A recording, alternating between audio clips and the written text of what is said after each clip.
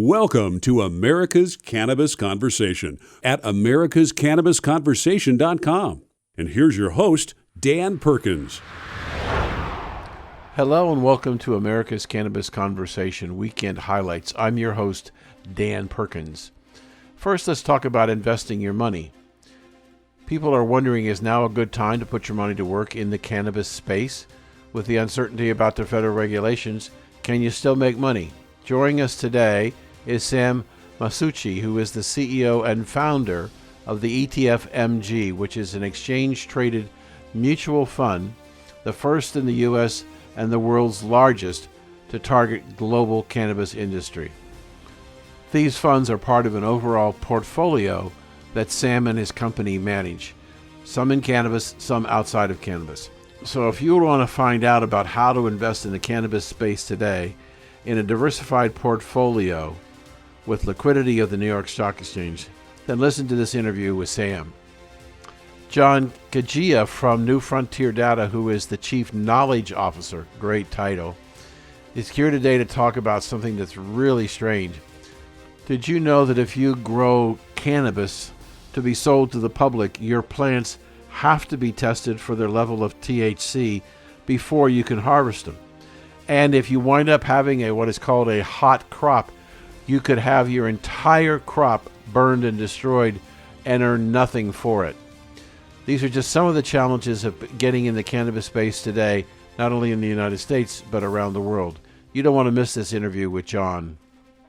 Have you ever had a garden and fought with the bugs and the beetles and the worms and everything else, and you didn't know what to do? You didn't want to poison the plants and poison your family. So you're really looking for a way to how I can grow my plants more efficiently and safely. Well, joining us today is Colin Bell, PhD, who is going to talk to us about how to grow plants organically and control the pests that can eat up your plant and destroy your plant. So make sure, if you're interested in growing, whether it's cannabis or anything else, listen to this interview with Colin. And last but not least is Terry Ridley. She is the CEO and founder of Civilized. Civilized established a lifestyle brand to elevate the status of cannabis and bring it into the masses in a proper manner. She's a dynamic individual. I had a chance to talk to her before the show. And if you want to dress up your portfolio of how you look, think, and feel, you might want to listen to Terry. This has been your American Cannabis Conversation Weekend Highlights. I'm Dan Perkins. Now let's get on with the show. Welcome back to the conversation, and joining today is an individual who is kind of like a brother in the sense that we're both in the investment business. I've been in it a little longer because I'm a lot older than him, but he's a pretty smart guy. Sam Masucci. Did I get that right? Yes, you did. Thank you. Okay, Sam Masucci. He's the CEO of ETFMG, which is a portfolio, and this is important, ladies and gentlemen, a portfolio of exchange-traded funds specializing in the cannabis space. So, Sam, thank you for joining us today. Well, thank you so much for having me.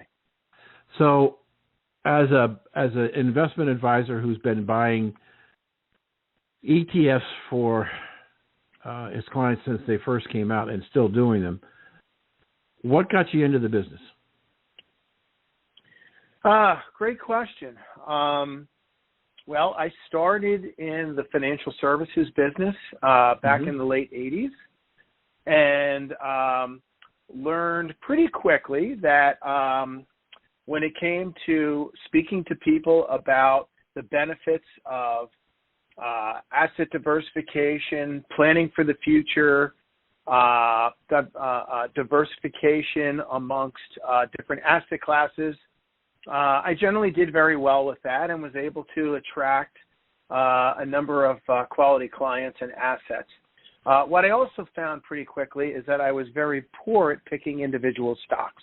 And so back in the late 80s, I quickly adopted what I'll refer to as managed money. So different portfolios that gave people access to interesting themes. And back then that was done from active management, mutual funds, some separately managed accounts. And, as I'm sure everyone of your listeners know, around 1993, a new financial engineering technology came out, the ETF, and that debuted with an ETF called the Spider. And since that point, really, the engineering in financial products, giving people access to global portfolios on a transparent, liquid, and tax-advantaged basis, really it just changed the whole way that people can access that. The ETF is the best financially engineered product for people to get access to the types of portfolios and themes that they're interested in. They're liquid, they're transparent, they're low cost. But most importantly, from the way I got into the business, they remove the single stock risk. So, for instance, in the case of some of our cannabis ETFs, MJ, which is the largest cannabis ETF in the world, ticker being MJ, it's giving people access to a global portfolio of important companies that are really at the forefront of the development of using cannabis for medicinal purposes. And those are companies like, Tilray, Canopy Growth, Aurora. These are very, very interesting companies to access. Sometimes they're very difficult to access.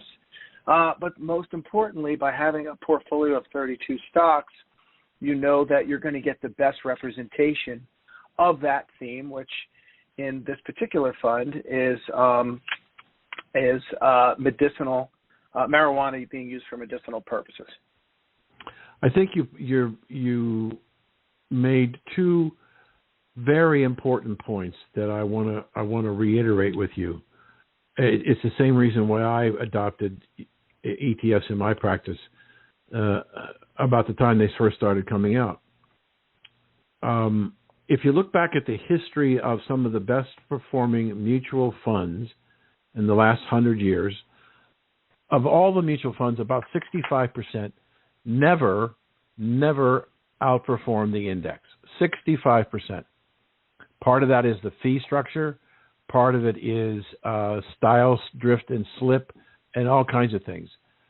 When I started looking at ETFs, a lot of the things that I was concerned about in buying mutual funds, cost being one of them, but the deviation from what their portfolio profile was supposed to be was enormous.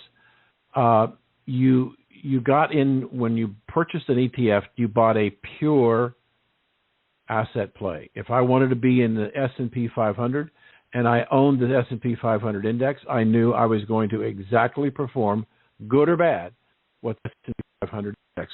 And I think you're right, picking individual stocks is very difficult, and it's getting even more difficult as the stock markets will be more and more volatile. So it started with one ETF, right? Yes. Okay. What made you decide to expand the portfolio? So, and just to be clear, we're referring to the portfolio of cannabis ETFs. Yes, we are. Yes.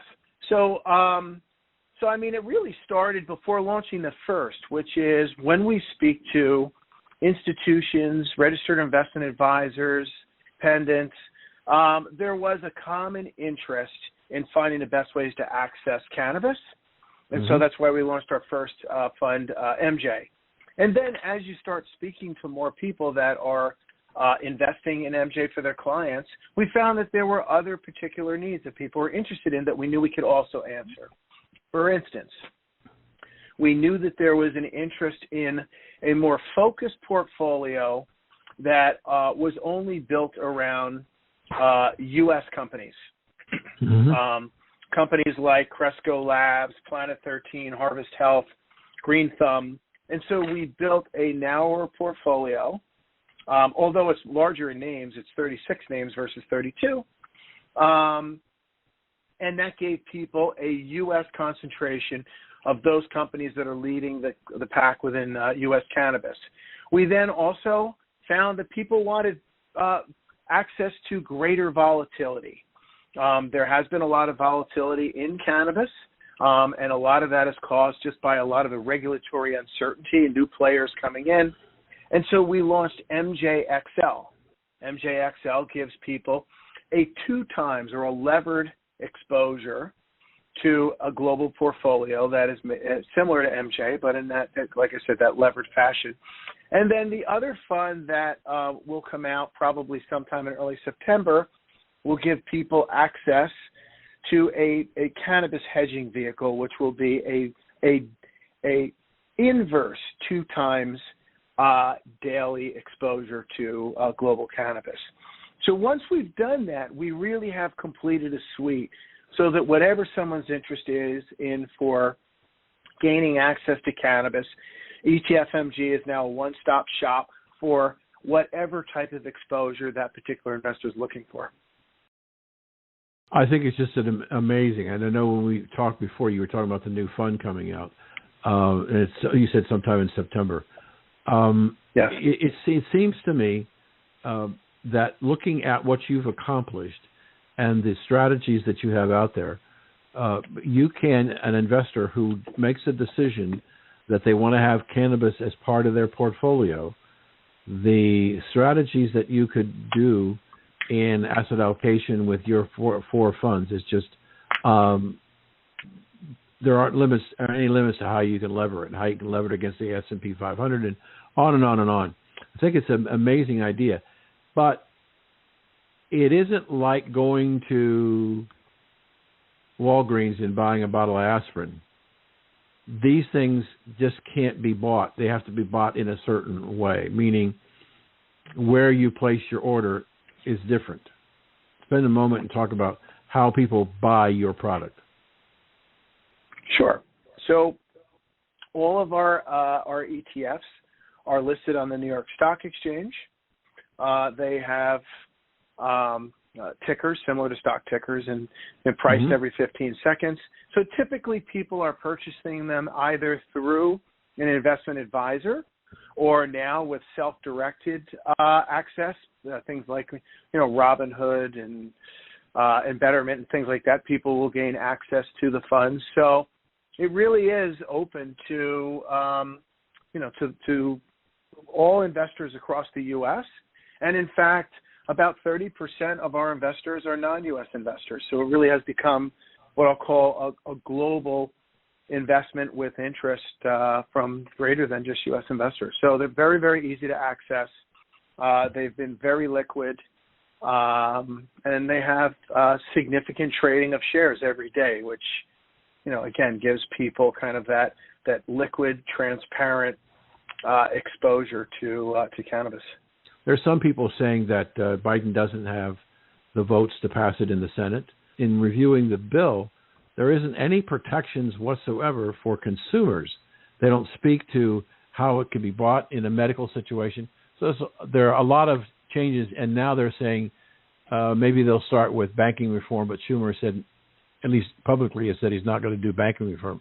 So in the last minute or so that we have, what do you think is likely to happen over the next 6 to 12 months in this merry-go-round called cannabis deregulation? I mean, when I look at my crystal ball, and I don't know that it's any clearer than others, I do think that what is going to lead more federal-level regulatory clarity around cannabis is going to start with safe banking. I think it's very well needed now. A lot of what I follow is they're going to look, the Fed is really looking at state-level regulation, very similar to the way that alcohol and tobacco is also regulated, but federal clarity. Right now, if you think about it, if you're in Colorado, which is a state that has approved both medicinal and recreational, you can only transact in cash. And so literally you have armored cars coming to these store owners who have all this cash that they need to have leave and go into the bank. You can't transact in credit cards, and you can't transact on other types of more efficient payment matters. So I really do think the Fed is going to bring some clarity to that. But that, again, is going to be the precursor to more of a federal higher-level acceptance.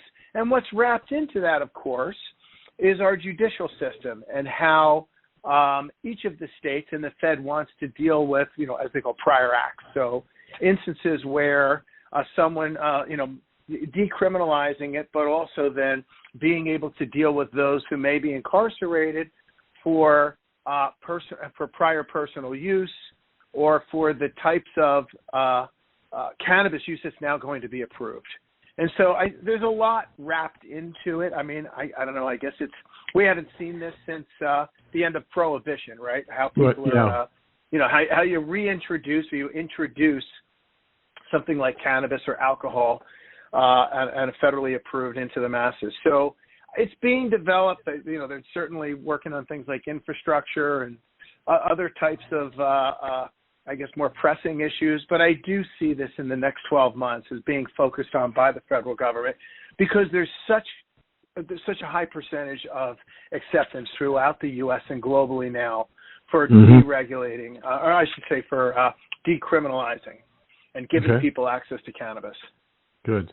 We've been speaking to Sam Masucci, who is the CEO and founder of the ETFMG family of exchange-traded funds. Sam, how can people follow your investments? Well, the best way is you can come to our website, ETFMG.com, and you'll see not only our cannabis suite, but all of the 18 ETFs that we currently operate. And as I said, every one of our funds is listed on the New York Stock Exchange and available for purchase. Thank you so much for joining us, and we'll look forward to having you on again real soon. Very good. Thank you for your time. Sure. If you missed any of this terrific, insightful interview with Sam, go to W420RadioNetwork.com, go to the archive section, and look up Sam's name, and you'll be able to hear this one and future when he comes on later. We'll be right back. Hello, this is Dan Perkins, and I've got a question for you. If you knew what your customers wanted, would you be more successful? Of course you would, but can you obtain this valuable information for your success? If you use the Engage portion of the Equio software from New Frontier Data, you won't need to guess what customers want to buy. Guessing can be very challenging and expensive, and more often than not, non-productive. If you want to find out what customers want, then go to newfrontierdata.com and click on the Equio button, and don't forget to ask about the special offer. This is Dan Perkins. You're listening to America's Cannabis Conversation on W420RadioNetwork.com. Welcome back to America's Cannabis Conversation, and back with us is a good friend and very, very smart individual, John Kagia, who's the Chief Knowledge Officer for New Frontier Data, which is a sponsor of one of the segments of our show. John, I understand you have a new report that you're publishing. You published last Wednesday, and that it's available for free to our listeners. So tell us about the report. Thanks very much, Dan, and it's a delight to be back. We have been looking very closely at the evolution of the regulatory landscape in this industry, and we thought it important to spend some time looking at how some of the dynamics or dynamic regulations are impacting the ability for operators to build businesses in this space because they introduce uncertainty and risk. And so our latest report, which literally came out this morning, looks at that. It looks at some of the examples that we have both from the U.S. And from around the world on how shifting regulations are impacting the cannabis business or the cannabis industry, and why it's so important for stakeholders in this industry to be paying very, very close to the attention to the regulatory landscape, because of how even small changes in rules and regulations can have massive cascading implications for the way business is done. John, we have I hope this is fair to say it this way, we have multiple jurisdictions that have state governing authority on the sale of cannabis, both recreational and medical. Mm-hmm. And there are some similarities, but there's a lot of differences. Now you compound that by more countries passing relief and allowing both medical and recreational cannabis, and they have their own regulations. So it must be an incredible spider web of trying to figure out what the heck you should do. It truly is. And let's use CBD as an example, because I think CBD is a great example of an increasingly globalized commodity that has seen, to your point, this spiderweb-like fragmentation in regulatory policy. So in the U.S., the 2018 Farm Bill legalized hemp and CBD. However, the FDA continues to deliberate on a rule around whether CBD is going to be allowed in foods, in ingestible human products. Now, despite the fact that as it currently stands under federal law, food for CBD-infused foods are currently not legal. There are more than a dozen states that have, at the state level, allowed CBD-infused food. So we've got a patchwork nation model in the U.S. just around CBD-infused foods. And that's being replicated globally. So in Europe, when the UK used to be part of the EU before Brexit, broadly, the rules governing CBD were fairly uniform across the continent. However, post-Brexit, the UK decided that, or passed a new law called the Novel Foods Law, under which, in order to sell CBD-infused foods, you've got to demonstrate scientifically the safety profile and efficacy of this product. So it's meant that for some CBD companies, getting the science done to pass this new novel foods requirement is costing anywhere from $300,000 to $500,000, which is well beyond the reach of some of these small mom and pop operators. And so it's meant that a lot of products that are currently on retail shelves are going to end up getting pulled because they have not met the novel food requirement. And so it's a relatively recent change in the regulations, but it's had a massive impact on both who has the ability to participate in this market and what products are going to be available to consumers over the medium to long term, as companies really kind of struggle to meet these novel food requirements. John, when you look at what you were saying, listen to what you were saying, the exemption, if you can call it that, on CBD is if it's less than 3.5% THC. If you have a CBD higher than 3.5% THC, it falls into another category of jurisdiction. Exactly right. For CBD products that have less than 0.3% THC, then those products are governed by CBD laws. But as soon as you cross that 0.3% in most of the world, but in some markets it can be 1% THC level, then you fall into the THC market, and then you're then being governed by the THC rules. And it's a really important point, particularly for cultivators, because there's something that in the hemp ecosystem that's called testing hot. Hemp is a plant, and so unfortunately sometimes nature just doesn't follow the rules that we want it to comply with. And there are instances where even though the seeds that you plant are for CBD and are intended to have very low THC levels, you can have environmental conditions that are just right to stimulate higher than expected THC levels. And this is a major problem for hemp growers, because once you test hot, then or test above that 0.3% THC threshold, then you're now falling under the jurisdiction of THC rules.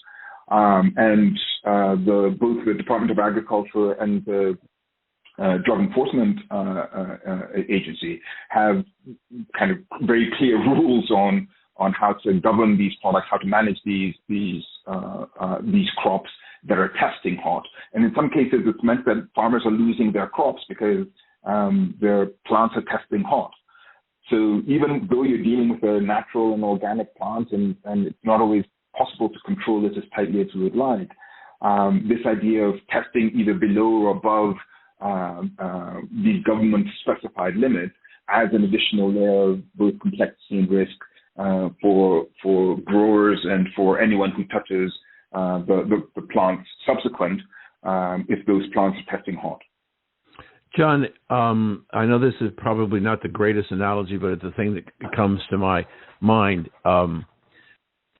Canadian Club is a Canadian blended whiskey, and they gather different alcohol contents of whiskey and blend them together to get to a predictable level. Is it possible that these farmers who are growing hot product can acquire CBD oil in the marketplace that can dilute and bring them back into compliance? Great question.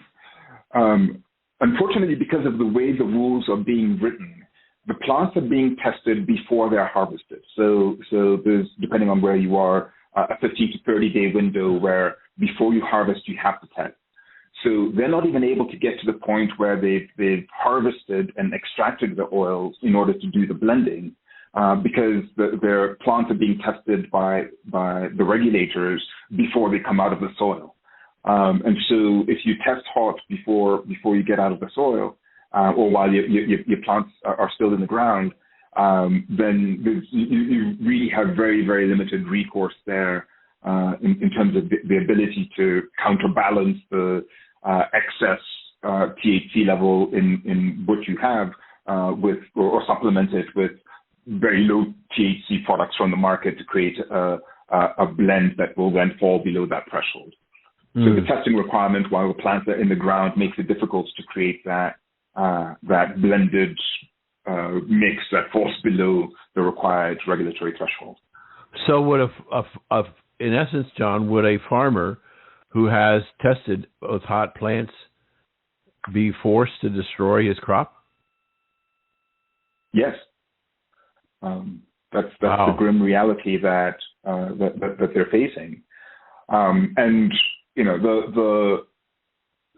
it raises some questions. One, can the product that is hot, if it is being grown by a farmer in a market where THC is legal, sell it into the THC market? As it currently stands, most jurisdictions don't permit that. They don't permit that sort of transfer from what should have been a compliant hemp product into a THC market. And so you end up having crops being destroyed because they fall outside the defined parameters or defined limits for the state regulations. Now, there are ways to remediate these levels. You can take them to a processor and basically do an extraction that removes the THC, so that even though the plant itself tested hot, the resulting extracts have the THC removed and are therefore compliant for the CBD market. But you know as a farmer, you would still have run afoul of the state regulations around what qualifies as state-approved hemp if you have tested hot. So, in the time we have left, John, what are you saying to people? What should they be? What should we be doing to deal with this issue? So we think a couple of things. One, we would continue to urge any stakeholder in this market, particularly if you're in a plant-touching business, to be watching very closely any proposed rules or regulatory changes that influence the part of the market that you're in. And be very active in the rule-making process, make your voice heard to inform regulators who candidly aren't particularly savvy on these issues. Two, have contingency protocols in place to ensure that you understand what happens if your operation runs accidentally afoul of these regulations. So have very clear steps in place, protocols in place. If your crop is going to test hot, understand what your actions of remediation are going to be, understand what the steps in dealing with regulators are going to be, and be clear on that before it happens. Because the worst thing that can happen is for a regulatory agency to show up to test your crop, for you to test positive, to test above the regulated threshold, and you not have a plan in place to address that. Well, Two things, two quick questions. Is there any kind of a service that you offer at New Frontier that can help the farmer set up a plan? Great question. So we do work with operators across the supply chain, not just growers, but processors and retailers, to understand the regulatory environment in which they're operating in, and kind of provide advisory services and helping them think through how to be best prepared for the space that they're in. And we've got quite a number of partners that are deeply expert at this. And go ahead, please. No, I was going to ask you a second question. Second question is, where do they go to get this report? Thank you. You can gain access to this report and to every other report that New Frontier has published at newfrontierdata.com/reports. That's newfrontierdata.com/reports. John, it's always a pleasure to talk with you, and thank you for joining us today on America's Cannabis Conversation. Always a pleasure, Dan. Thank you so very much. Thank you. If you missed any of this terrific interview on an important subject from John, you can go to W420RadioNetwork.com, go to the archive section and look up John, and you'll see many interviews by him. We'll be right back. Hello, this is Dan Perkins. Here's more important information about the Engage section of the amazing software for New Frontier Data called Equio. These are just examples of some of the things that Engage can do for you. You will be able to see and understand consumption preferences at the county, state, and even the zip code level. You'll want to follow product trends filtered by age and gender, so you'll know exactly what to offer and how to market it. How about learning the market density of the location you might be considering to expanding your business? Use the Visit Index score to determine the trends that impact your outreach and messaging. Engage with your customer base to expand and repeat your value. You can learn more about product trends filtered by age and gender. This valuable information, it helps you to know exactly what to offer and how to market it. Things are changing rapidly, and you need the latest information from an independent source to keep yourself informed of the changing markets. For more information on the Equio software package, go to newfrontierdata.com, click on the Equio software, and don't forget to ask about the special offer. This is Dan Perkins. Time now for the lowdown on another high time experience. Here's 420 lifestyle correspondent Rich Walcoff. Okay. All right, here we are at the Emerald Cup 2019. The place is blowing up, and there's all kinds of herbs and buds and vapes, but now we find the science, the biology, the botany to enhance the plant. Rich Walcoff with Colin Bell, PhD. Are you the architect of this Mammoth bringing nature back to agriculture product? Yeah, for sure. So I have a PhD in microbiology, like you said, and we had a vision when I was still working as a research scientist at the university to figure out ways to formulate nature, microbes, and soil to significantly enhance plant quality, plant yield. We came up with something at the university. We launched it about 5 years ago. The cannabis industry adopted our technology. We're out of Colorado, and that's where we started. And now, 5 years later, we're selling this technology all over the world to cannabis growers to help them naturally increase their bud quality, terpenes, cannabinoids, and yield potential across their different cultivar types. So how much better is using your product compared to commercial products? Well, so this is a commercial product, but it's a natural biostimulant. So it's a category of additive. Growers are still going to want to nourish their plants through organic or even inorganic fertilizer sources, but you can actually reduce those inputs and add live microbes as catalysts to maximize nutrient use efficiency. And so not only do you balance out fertilizer production, but then application, and then you can just add life back into it. On average, this is biology, and this is horticulture, and there's always a range, and there's a lot of factors that influence yield and quality and plant success.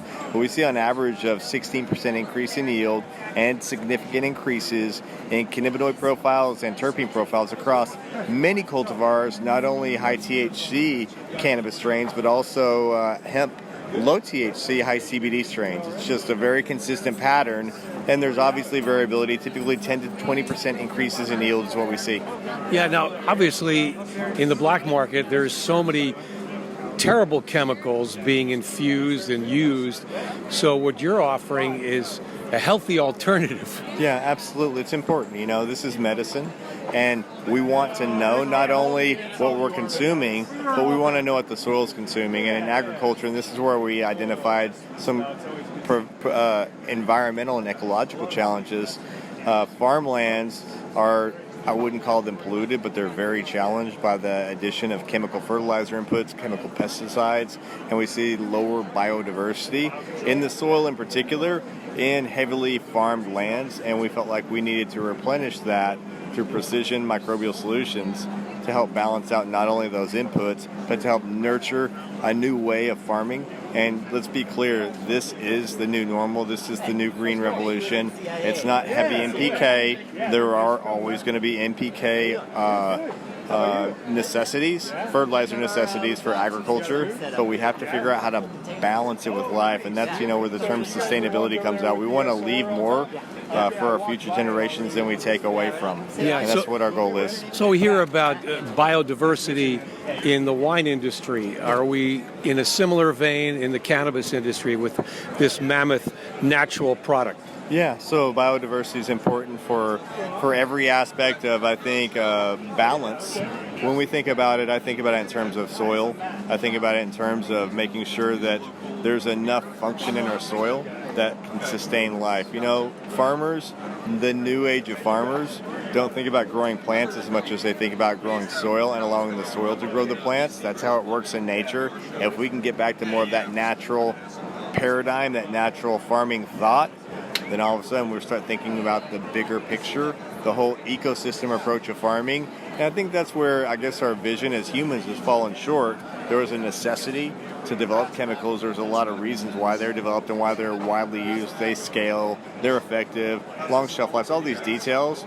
But at some point, there's trade-offs. And we, in this generation, have started to realize these trade-offs. And now we're having to respond to them.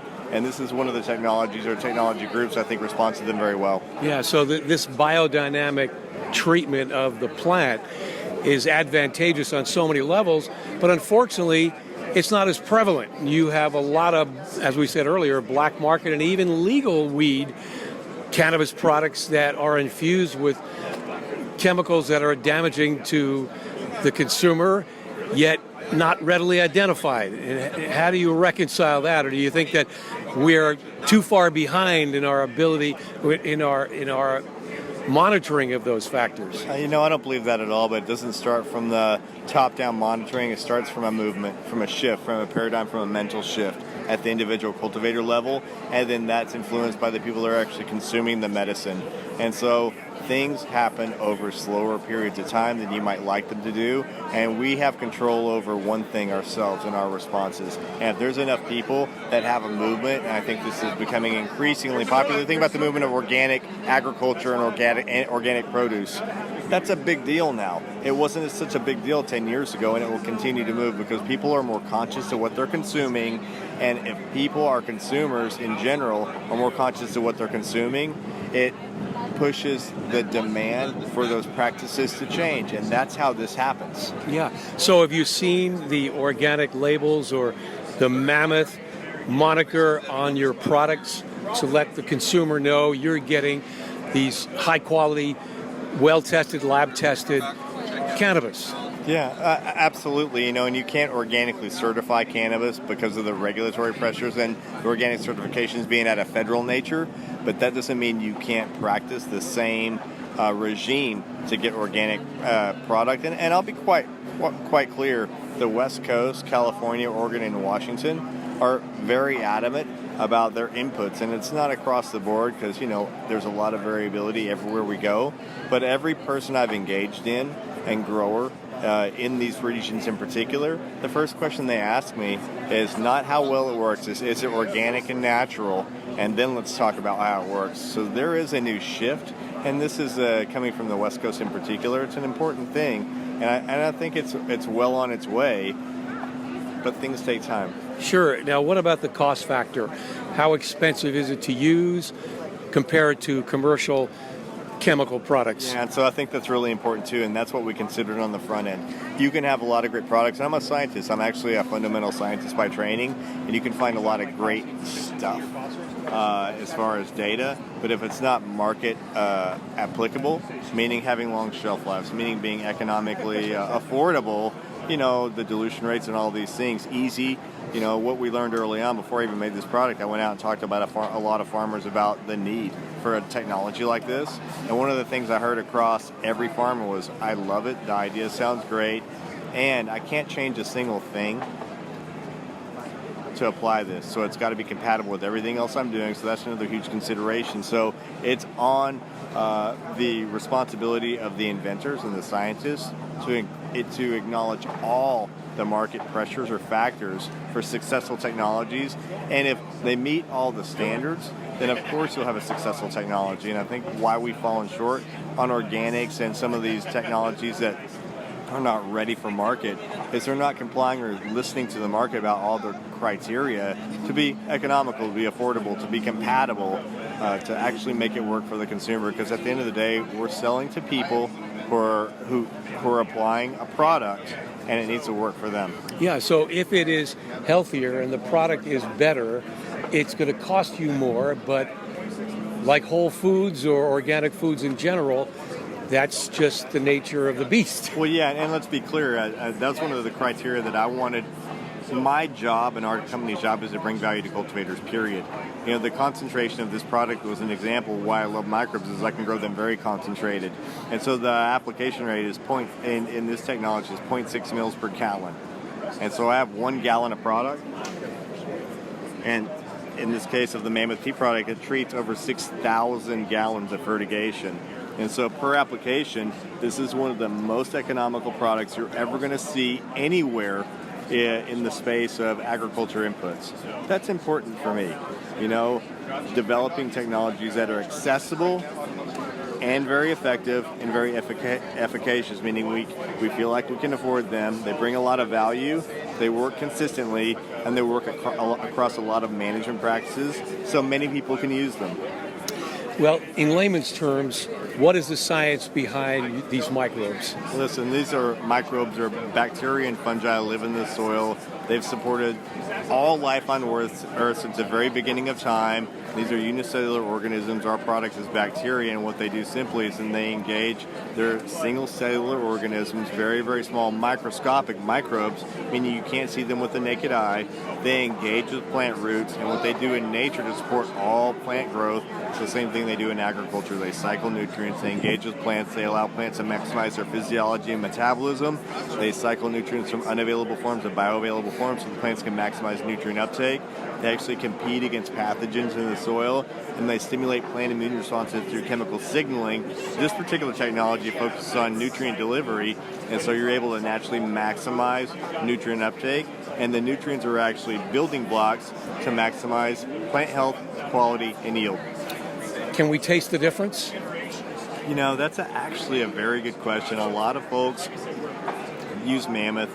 We have a lot of avid followers and avid customers, quite honestly, that are using this product, and people are buying it all over the world. Australia, UK, South America, Spain, all through North America.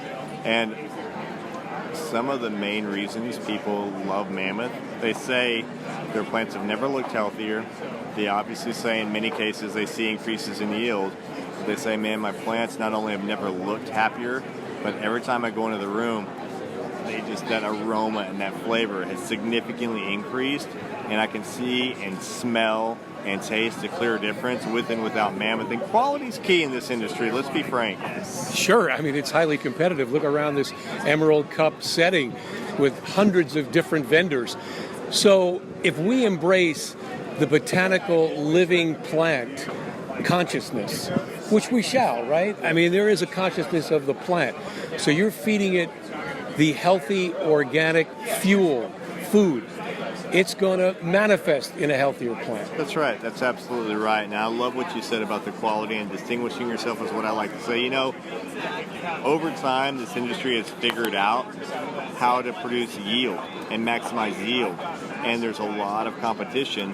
How does an oversaturation of yield benefit one grower over another? Well, it comes to quality. Growers must distinguish themselves through the quality of their harvest, and that really gets this sense of and distinguishes the brand.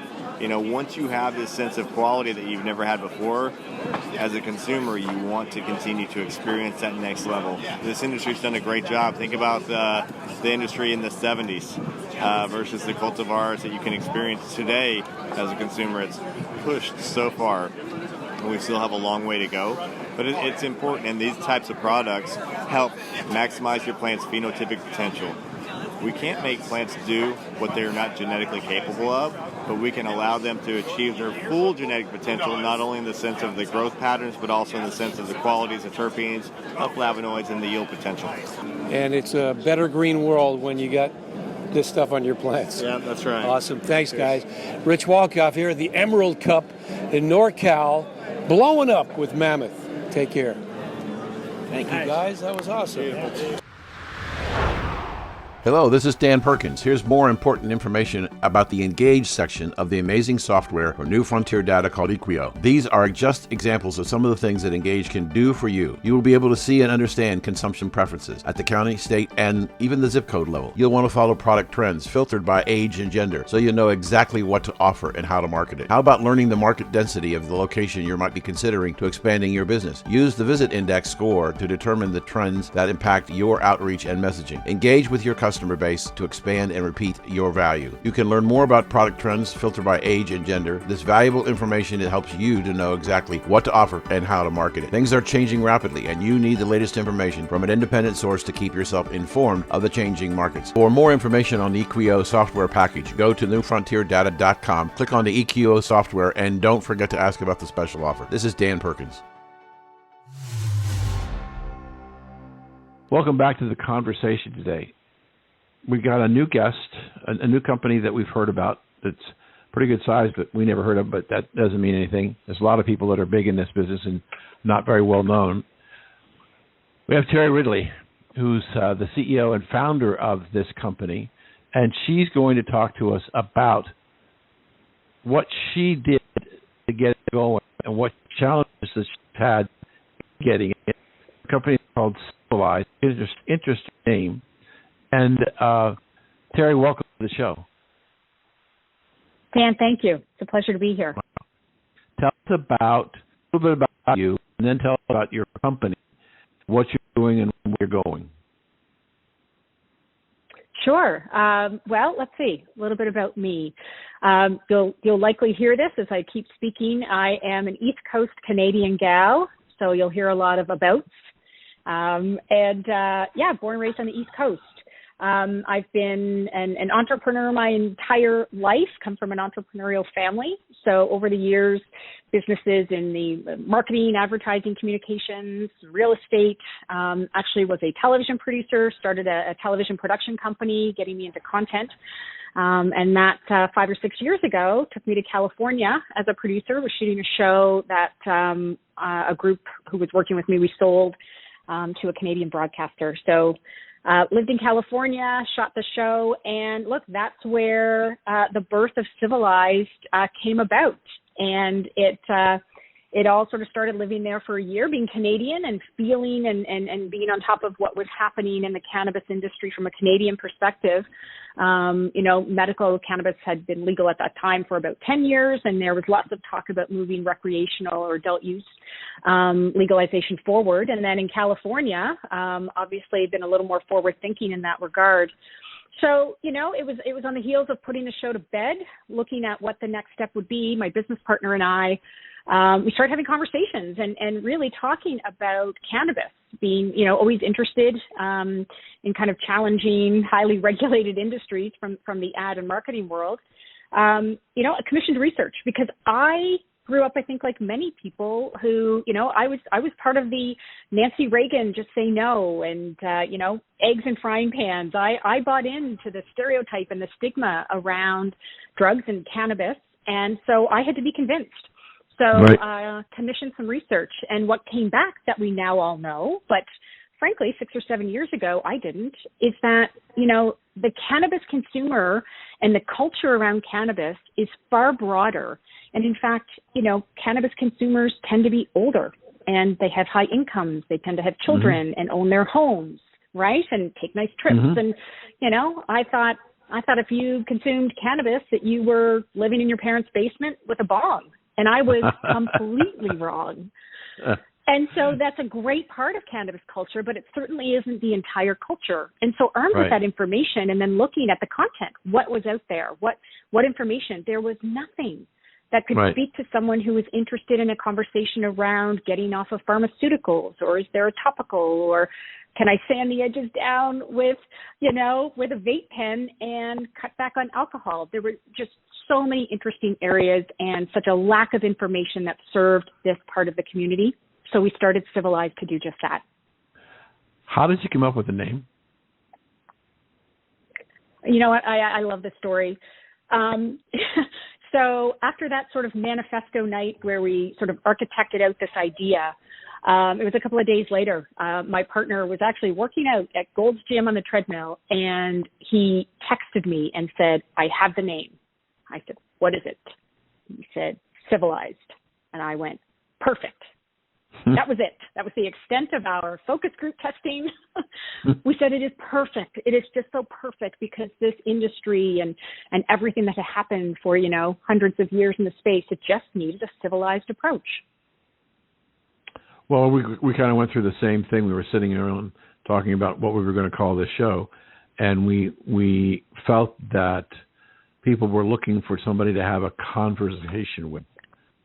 So that's the idea of the conversation is where we had the American Cannabis Conversation name, and it served us well. People like yourself who've come on the show find it to be not only informative but casual and not adversarial in any way. Just sitting on the couch in a chair having a conversation in your living room about this important subject.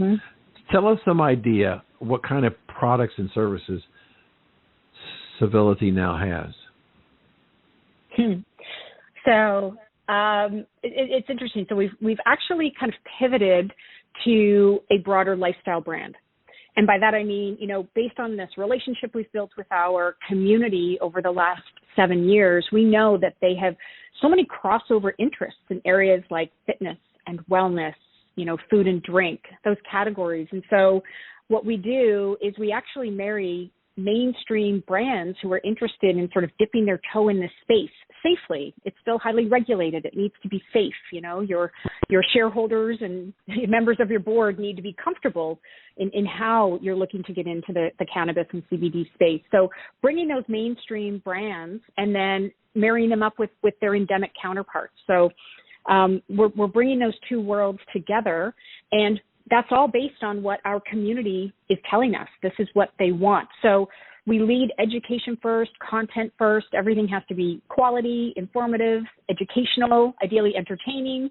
And because we serve this community and listen to what they're asking for, our engagement is incredibly high. So now we're at a stage where they want information on different products. It's so confusing. As you said, the industry is still so fragmented. And, a number of years ago, you couldn't find any information. Now it seems, walking into a dispensary can seem really intimidating.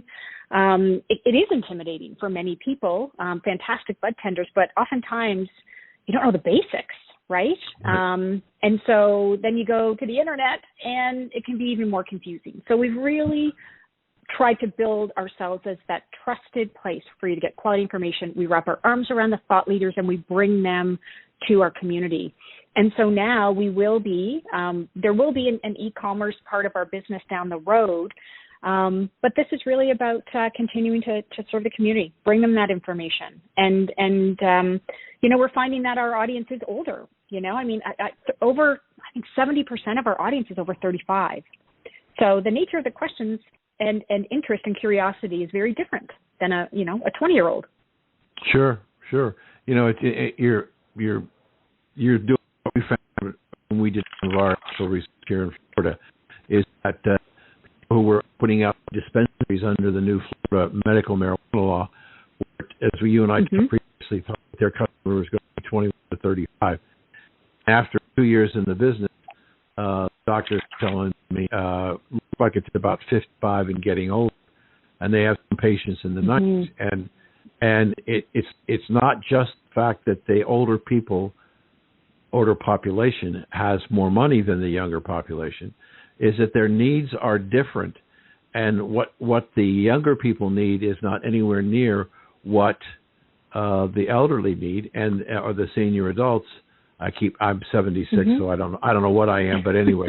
But what we're hearing is that in the case of the seniors, the number one reason why they're looking at cannabis is pain management, because the typical medication they were getting from their doctor, opioids and the narcotics and those things, were not alarming but dangerous, and many times they didn't work and they had tremendous side effects. So they've really migrated relatively quickly to try and find something. But in that case, you raised some important point. Right now, if you can't find yourself a doctor, an MD, who's trained in cannabis and how to use it, you're on your own. And even going to a bud tender can be risky, because you may ask, how long have you been a bud tender? You may not. But the idea that there is credible research that's, and this is, to me, is very important, readable and understandable, is very, very important for people who are trying to make significant lifestyle changes, and especially the older Americans who are looking to deal with pain management. But what other things you talked about? Exercise. What other things do you do at Civility? At Civilized, yeah. It's Civilized, excuse me. Well, yes, no, that's okay. So again, leading with content, it's exactly to your point, and I'm not surprised at all to hear that doctor talk about the average age. Again, it was surprising to me looking at that data many, many years ago, and then launching into this business armed with that. So, so I'll give you an example. We work, because we're not interested in sort of transactional relationships. So when you talk about what we do, we really marry those brands who have quality offering, services, products, and they're trying to connect with cannabis consumers. And, sadly, the challenge now, distribution has always been such a hard challenge, even just being able to get your product across a border, shelf space in dispensaries. And, we've done a different way. When I say lead with content, you're exactly right. Going to our social media channels or signing up for our newsletter, checking out our YouTube channel, you'll see things as simple as small little, 30-second videos on CBD for beginners or cannabis for beginners, where it's truly as simple as the difference between a sativa and an indica, or can you get high by consuming CBD? Really amazing beginner level, easy videos with some animation, all the way up to, we have full web series, an Ask a Bud Tender web series.